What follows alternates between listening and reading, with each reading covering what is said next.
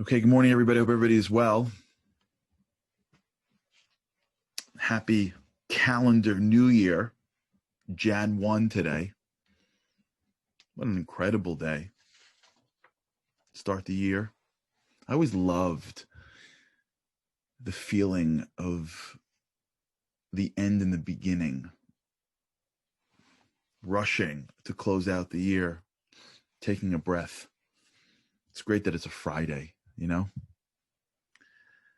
Today's episode is dedicated for Rachel Rachel Bas Shmuel Chaim, Dan Ben Nachum Yisrael Yitzchak Ben Dan, to Yedidya Moshe ben Chaim and Eliza, Yosef ben Yaakov, Moshe ben Leib, all these wonderful people, including my grandmother. All these wonderful people should have an elevation of their soul. Together we should only be able to see good things, feel good things. And thank you, the person who sponsored it behind all these people as well. God bless her. We've been delving into this world of gratitude and talking about how expressions of gratitude really focus us in a much more intense way than just thoughts of gratitude, right? Not being grateful, forget about it. We're going to get bounced around by society. You show up in society with nothing, they're going to own you. Someone's going to own you. You come into work, someone's going to own you. Someone says hello nicely, you got a good day. Someone says hello not nicely, you're going to have a bad day. If you have grateful thinking, you're going to start to fight the fight. If you have grateful expressions, you're going to get even further down the line. If you've got grateful expressions to other people, you're driving 90 miles an hour in a new Maserati in open road. Like the F-16 just took off. You're rocking because you're just putting out stuff. You're focusing your attention on the good things in life. And then you're expressing it. Now it's impacting people. And that impact is coming back at you. Remember, it's energy. We're living, almost knocked off my coffee. We're living in the world of energy. Divine energy. What you put out, you get back. In Hebrew, there's a concept called midah keneged midah, a measure for a measure. What that means is how you act is how you're treated. You speak negatively, it's going to come back. You speak positively, it's going to come back. You speak positively to people, it's going to come back. So what you're doing is you're basically hijacking the parts of your brain and the parts of the world that's going to make us see the world through negative lenses and putting yourself in a position where you're starting with positivity. It doesn't make you Pollyannish. It doesn't make us not deal with issues. It just builds up our strength. So when we deal with issues, we deal with it from a position of power, and it starts to take the people around us and build stronger bonds of relationships. So a lot of our issues go away. If you express gratitude to the people in your life, a lot of the issues that we waste our time on, the drama goes away. Think about the drama in your office that would go away if you expressed gratitude to the people in a real way, right? The rule, I think we did this here. I don't remember the rule. I'm talking about this so much the past few days. Thank God. The rule is not just what they did, it's who they are. Right? That's the rule. We had parent-teacher conference. I was talking to the head of the preschool. It was great. She says she trains her teachers to do this. When you give compliments, it's not what you did, it's who you are too. Thank you so much for thinking of me and giving me this gift. What you did. You are such a thoughtful person, who you are. Thank you so much for calling me. What you did. You're such an empathetic friend, who you are. That's how you express gratitude. The action and then the person. When you do that, you bring out the qualities in other people, which make them want to be more like the things you say they are. Right? This is the research of Carol Dweck. You tell a kid that they're smart, they're going to want to look smart, even if they have to cheat or take easier problems. You tell a kid that you worked hard, they're going to want to work hard. So they'll take on higher and bigger challenges. Well, guess what? That doesn't apply only to fourth graders. That applies to human beings.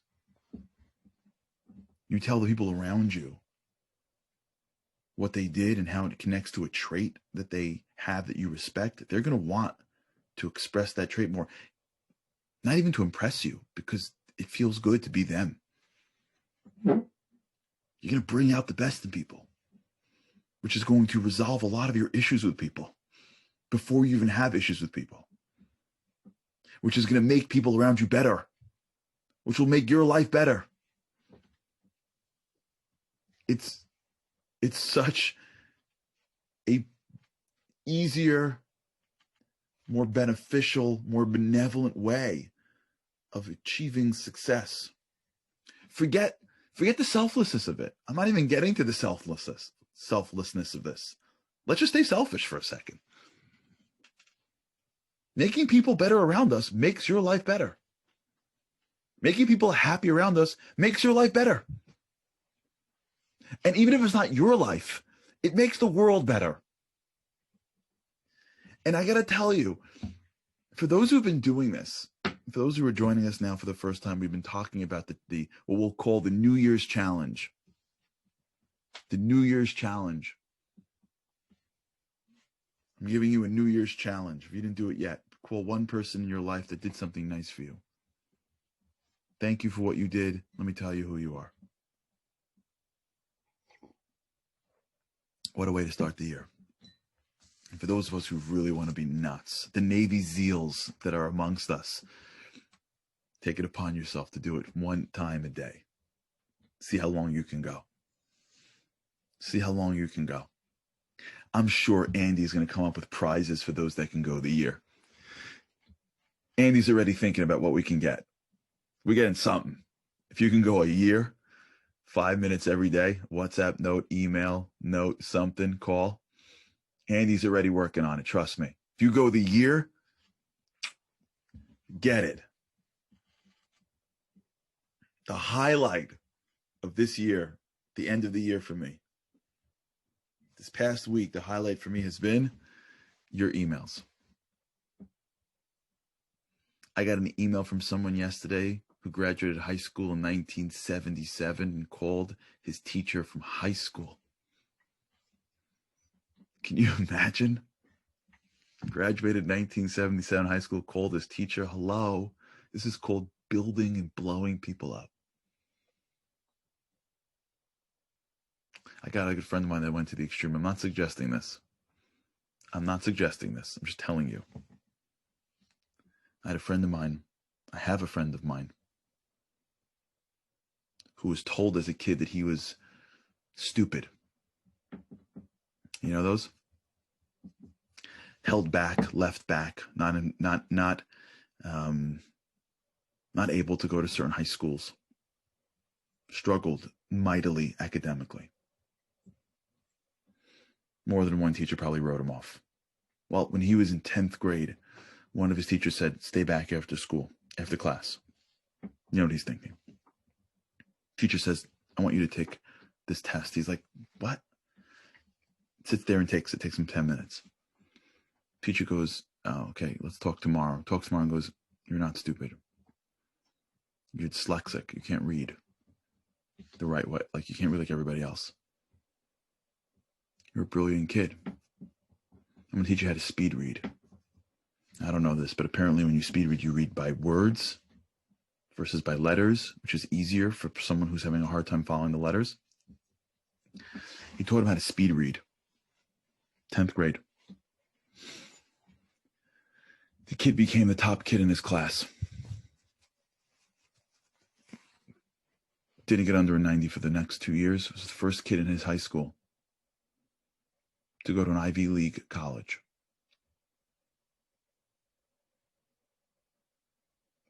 Graduated. He's now running a very successful company. He's a very accomplished CEO. Now, when you're young, and you're considered dumb, not everyone pays attention to you. But when you're wealthy, a lot of more people pay attention to you. You know how that works?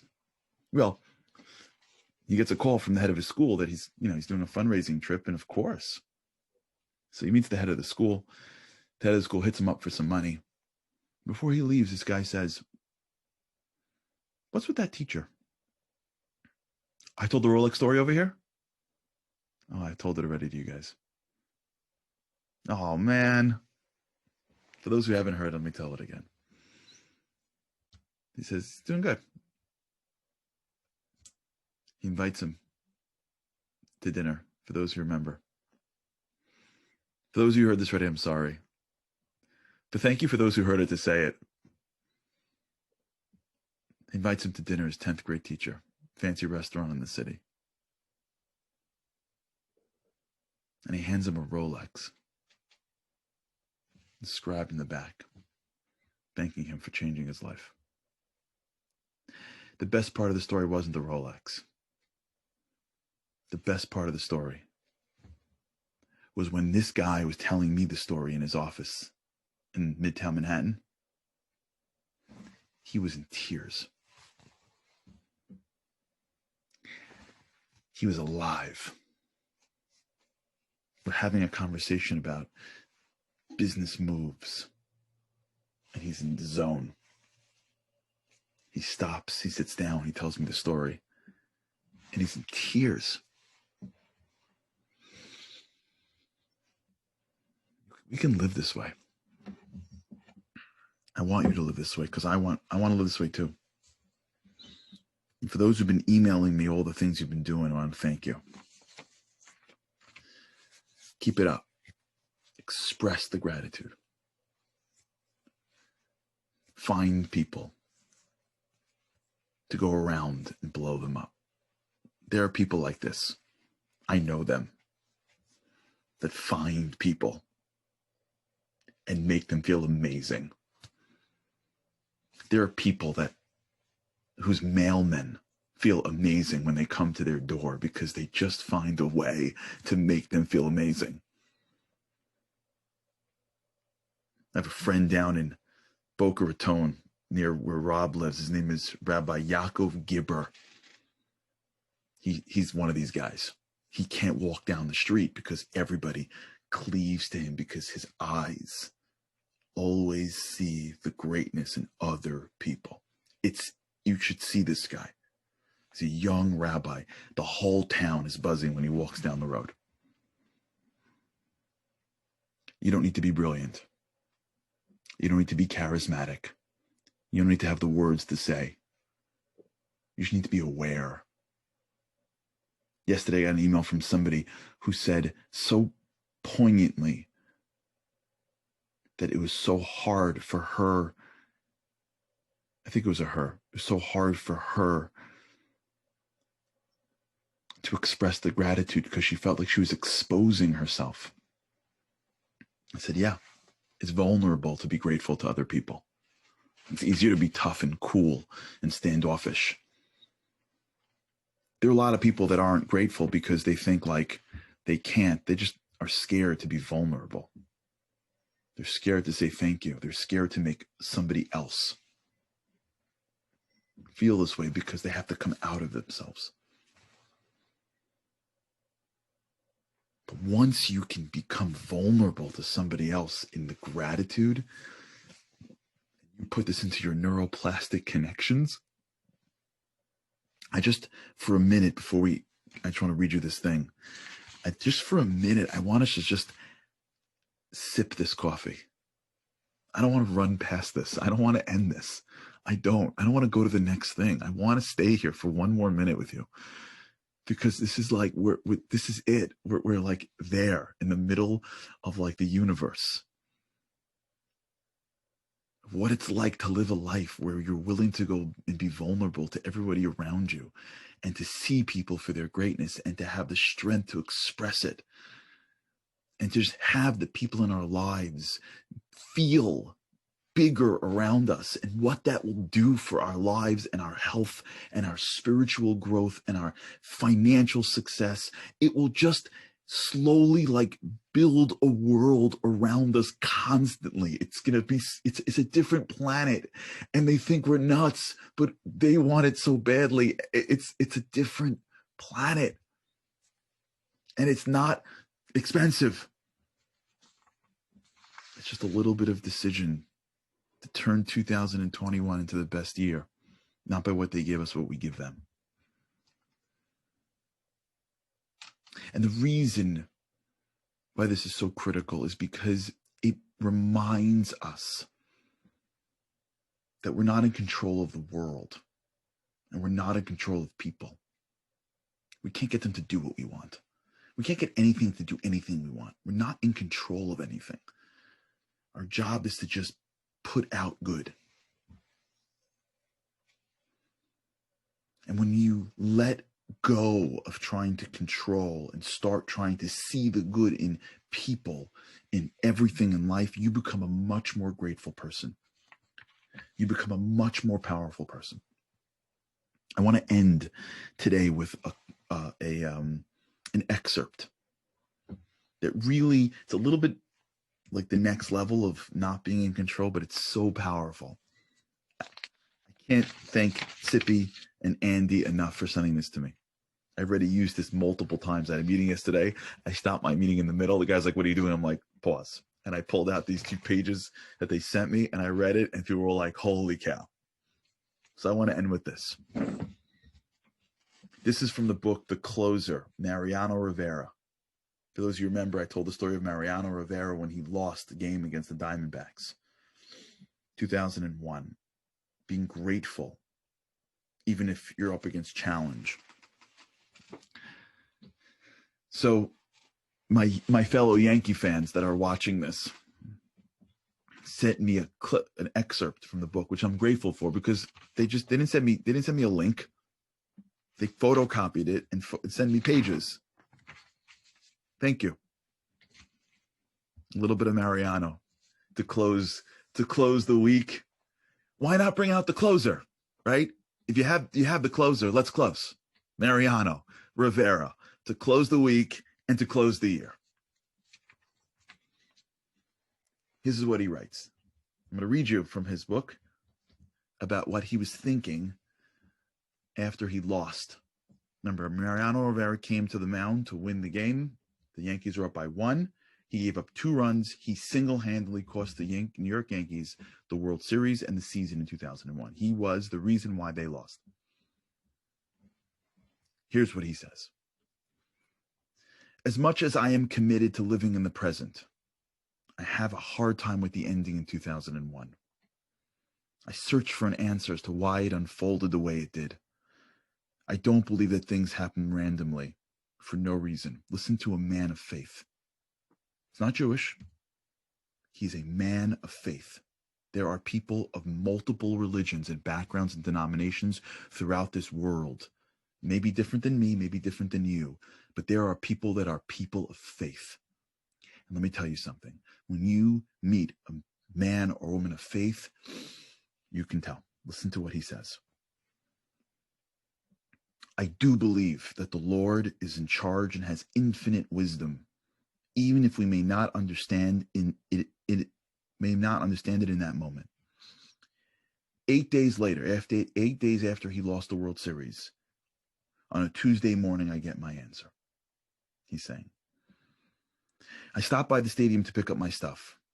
Mr. T is there. I haven't seen him since the series ended. Well, Mo, I guess we know why it happened the way it did, don't we? Mr. T says. What do you mean? I say. How do we know? You didn't hear, he said, about the plane crash? And then he tells me about American Airlines Flight 587 from John F. Kennedy to Santo Domingo. It crashed that morning, and all 260 people on board died. Oh no, that's terrible, I say. Yes, it is. Such a tragic loss of life, he says. It doesn't take me long to connect the dots. My dear friend and teammate, Enrique Wilson, was booked on that flight, along with his wife and 2 children. When we didn't win, there was no parade, No post-series celebration to stick around for. So Enrique and his family took an earlier flight. Our losing saved his life and the life of his family. Please understand that I'm not suggesting that the Lord cared about Enrique Wilson and his family didn't care about those who died that day. And I'm certainly not saying that Enrique's life is more important than the lives that ended in that tragedy. I am simply saying that for whatever reason, the Lord had his own play that day, and in effect said to Enrique that it was not his time to join him. So there you go. Losing a game instead of losing a friend, I'll take that trade 1,000,000 times out of 1,000,000. As painful as it was to lose, it's just another reminder for me that we are not the ones in charge. And that just because we may pray for something, it doesn't mean it automatically comes to fruition. Praying is not like a vending machine where you put in your quarters or words and then wait for the product to be delivered. It's not as if you can tell the Lord, I pray for the World Series, a World Series victory, or I pray for a clean bill of health or my next checkup, and then just sit back and wait for him to deliver it. I very rarely pray for specific outcomes. When my agent is negotiating a contract with me, I never get on my hands and knees and ask the Lord to make me wealthy. I don't pray for a new car or a good MRI result or a strikeout in a big spot. For me, the most meaningful prayers is when I ask God for wisdom. So no, my faith that we would win Game 7 was not realized. But another way, in a much more important way, it was realized. Because we are humans and limited.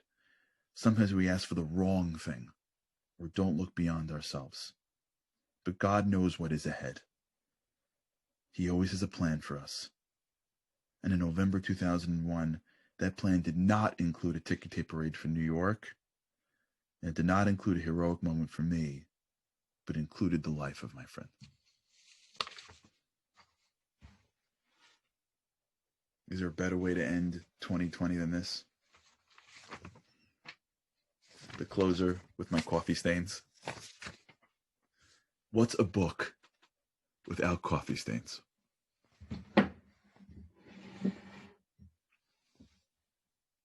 Is there a better way to end 2020 than this? We don't know what the future brings. Let God do God's work. Let's pray that we become the people that make him proud. Let's pray that in 2021, we do our share of making the world a better place, of making people feel better about themselves,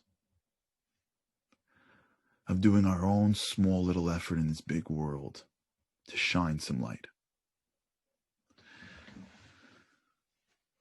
Let's hope that God looks at us and says, look how hard they're trying. Look how much light they're sharing. Let's trust that he'll do his job if we do ours. Even if we don't, but we'll do ours. All right, everybody. Have an awesome weekend. Good Shabbos, Shabbat Shalom. Thank you for a great year. May God bless you with an incredible 2021. Looking forward to seeing you Sunday with God's help. We'll keep on moving down our roads to try to be bigger and better people. Keep on emailing me, charlie@charlieharari.com, when you speak to people. It makes my day. I was thinking we should try to get like 1 million people to do this. One call, can you imagine? Change the world. All right. Andy, thank you. You're awesome. Have a great day. Have a great weekend. And with God's help, Shabbat Shalom, and with God's help, I cannot wait to see you again on Sunday.